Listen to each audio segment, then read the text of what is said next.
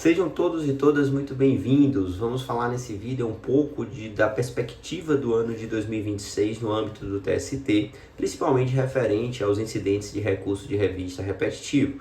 Mas antes, a gente deve lembrar que o ano de 2025 foi muito importante no âmbito desse tribunal. Por quê? Em 2024, novembro de 2024, com a edição da Resolução 224 do TST, alterou-se a sistemática de admissibilidade do recurso de revista.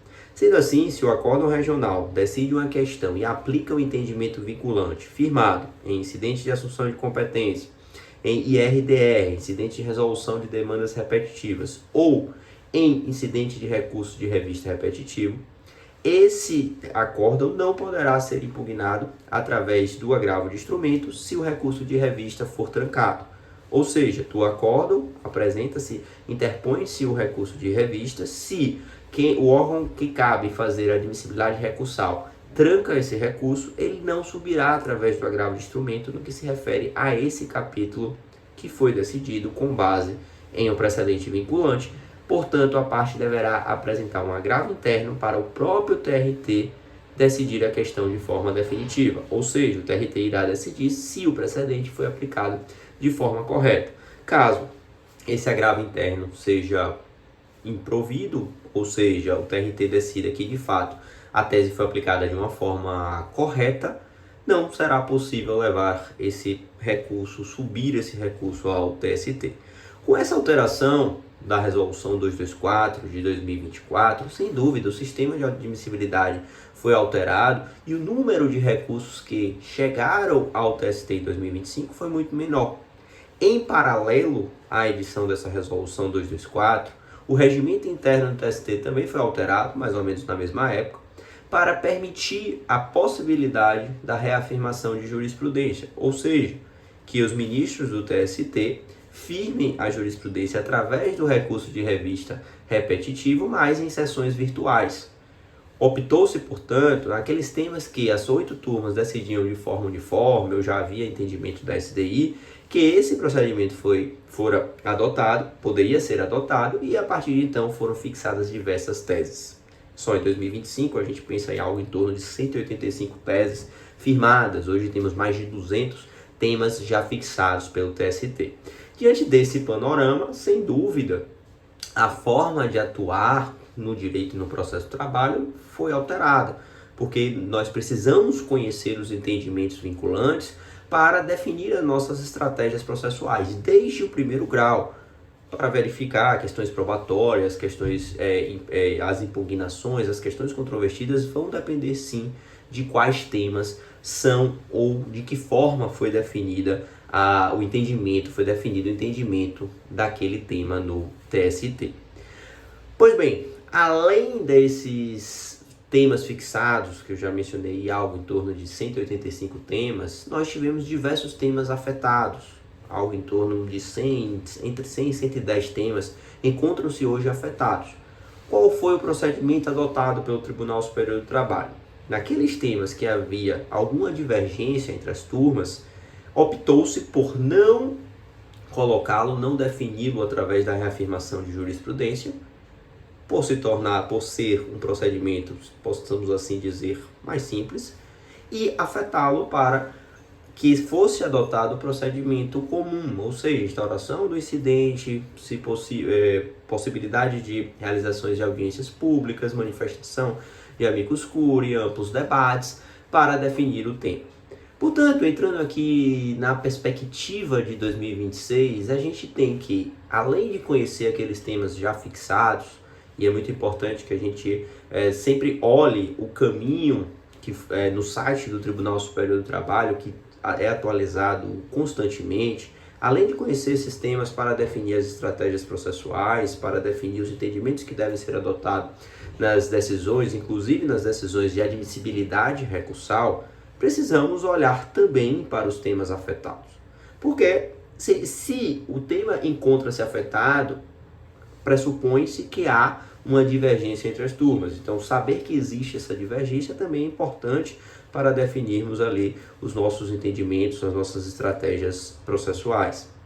E O próprio site do TST, além de alimentar a tabela de precedentes já fixados através do IRR, do incidente de recurso de revista repetitivo, também atualiza os temas afetados, ou seja, toda a movimentação processual que ocorre nas ações que são, nos processos que foram afetados como paradigmas para serem julgados no incidente dos IRRs, também há ali uma constante movimentação, constante atualização. Então é sempre bom que a gente vá nesse caminho ali no site do TST, jurisprudência, incidentes de recursos de revista repetitivo e olharmos sempre os temas afetados. Pois bem, então o ano de 2026 a gente tem que sem dúvida jogar luz nesses temas para acompanharmos os andamentos. Eu entendo aí que haverá sem dúvida grandes movimentações, diversos temas afetados serão julgados.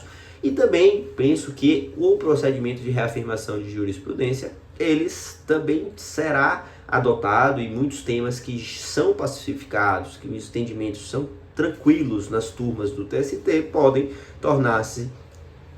os temas podem se tornar precedentes vinculantes. A gente lembra aí que desde com a alteração da presidência da administração do TST, que ocorreu entre setembro e outubro de 2025, ainda não foram fixados novos temas através da reafirmação de jurisprudência, mas teremos, sem dúvida, no ano de 2026, já aí sob a administração do ministro Luiz Felipe Vieira de Mello, uma atualização, uma constante edição de precedentes vinculantes. É o que nós pensamos. Pois bem, para falarmos um pouco desses temas afetados, a gente tem ali, como eu mencionei, entre 100 e 110 temas, e é importante separar alguns deles aqui para chamar a atenção, para mostrar que são temas que estão aí no dia a dia, que a gente precisa ter ali um certo cuidado ao abordá-los e sempre ficar atento para a sua fixação. Um desses temas é o tema 302, um tema muito importante da alta previdenciária. Já temos alguns temas fixados com relação ao limbo, à alta previdenciária, mas esse tema vai definir de quem é o ônus da prova, ou seja, qual a questão jurídica que será solucionada. Após a alta previdenciária, a quem incumbe o ônus da prova quanto à inequívoca comunicação ao empregador da situação jurídico-previdenciária do trabalhador, bem como a comprovação da recusa de retorno ao trabalho por qualquer das partes. Ou seja, para configurar o limbo previdenciário, é preciso que a parte se apresente e a empresa recuse o seu retorno, mas o tema definirá a quem incumbe o ônus da prova com relação a esse fato.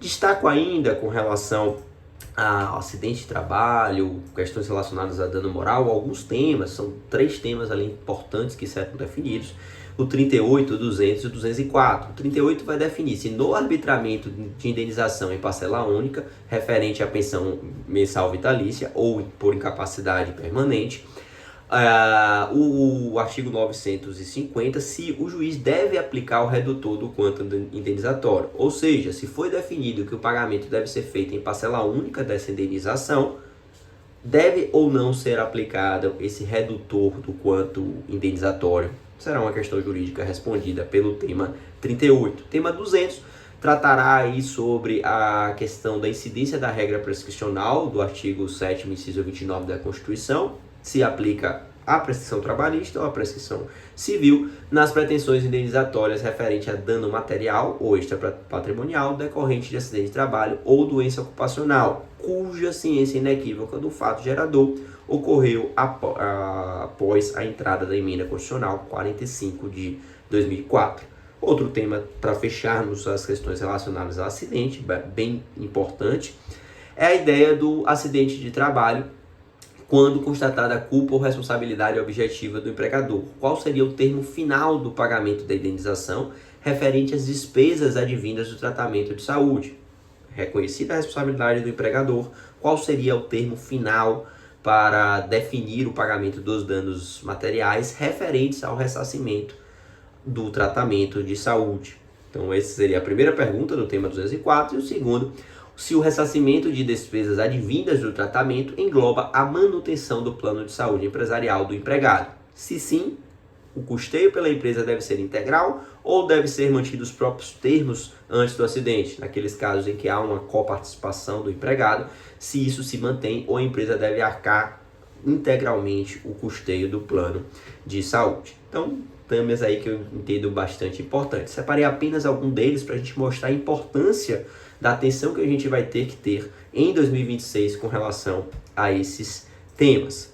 Por fim, para fecharmos aqui essa análise, essa breve análise do ano de 2026, destaco o tema de rescisão indireta. É possível converter judicialmente o pedido de demissão em rescisão indireta no caso de falta grave cometida pelo empregador, mesmo quando inexistente vício de consentimento do empregado?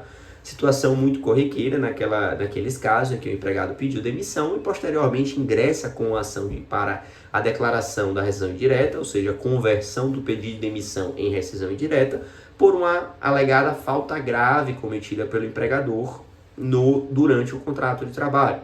Será que o empregado pode pedir demissão para depois requerer a rescisão indireta, ou ele teria que pleitear a rescisão indireta antes de pedir demissão? Essa será uma resposta que tentará ser dada no tema 44. E o tema 212, um tema muito recorrente. A gente lembra que no ano 2025, até setembro, outubro, era o top 1 das ações na Justiça do Trabalho, o tema de adicional de insalubridade.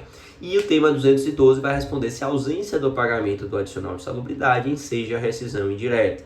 A gente lembra que já temos alguns temas definidos, como a ausência do recolhimento irregular do FGTS, enseja a rescisão indireta, ou seja, alguns descumprimentos contratuais, o TST já disse que sim, que são aptos esses descumprimentos a ensejar a rescisão indireta. E agora será respondida a pergunta jurídica, a questão jurídica acerca da ausência do pagamento do adicional de insalubridade.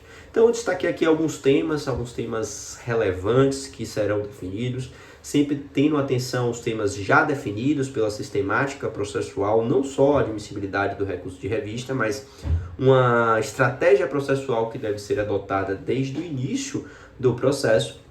Mas também temos que ter muita atenção com relação a esses temas afetados, porque o ano de 2026, sem dúvida, trará grandes novidades no âmbito dos precedentes judiciais. Muito obrigado. A gente lembra sempre que o nosso curso de atualização jurisprudencial tenta abordar decisões semanais, decisões relevantes das turmas de STI, e também temos as rodadas vinculantes, nas quais a gente separa sempre um tema, um tópico do direito do processo do trabalho, e a partir daí, após comentar algumas questões básicas sobre esses temas, a gente explora, a gente estuda com a maior profundidade as teses já firmadas. E também já destacamos nesse material os temas que estão afetados, né? Já trazemos ali para a gente já se atentar de uma certa forma a esses temas. Então, muito obrigado e um grande abraço a todas e todos.